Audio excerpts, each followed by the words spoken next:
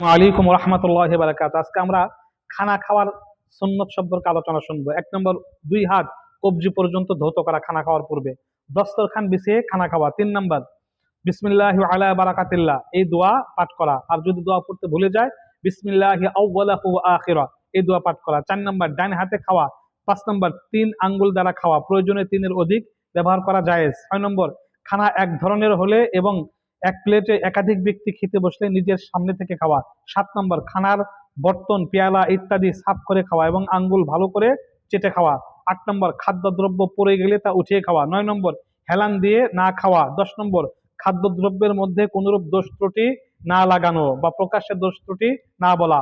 যদি রুচি না আসে না খাওয়া, তবে প্রকাশ্যে দোষ ত্রুটি না বলা। 11 নম্বর, খানা শেষে দোয়া পড়া, আলহামদুলিল্লাহিল্লাযী আত'আমানা ওয়া সাকানা ওয়া জাআলানা মিনাল মুসলিমিন এই দোয়া পাঠ করা।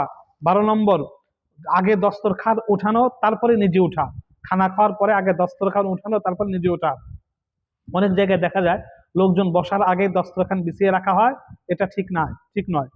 13 নম্বর, দস্তরখানা উঠানোর সময় আলহামদুলিল্লাহিল্লাযী হামদান কাসীরান তাইয়্যিবান মুবারাকান ফি কমপক্ষে এতটুকু দোয়া পাঠ করা। 14 নম্বর, খানার পর উভয় হাত ধৌত করা। 15 নম্বর, কুলি করা। 16 নম্বর, কারো নিকট ইফতার করলে কিংবা দাওয়াত খেলে খানা শেষ করার পরে এই দোয়া পাঠ করা। আল্লাহুম্মা আত'ইম মান আত'আমানি ওয়াসকি মান সাকানি, হে আল্লাহ, যে আমাকে খানা খাইয়েছে তুমি তাকে খাওয়াও, এবং যে আমাকে পান করিয়েছে তুমি তাকে পান করায় দোয়া পাঠ করা সুন্নত। অতঃপর মেজবানকে শুনে এই দোয়া পাঠ করা। আকালা তাআমুকুম, যাই হোক এই দোয়া পাঠ না করলেও আলহামদুলিল্লাহ পাঠ করা। এই জন্য খানা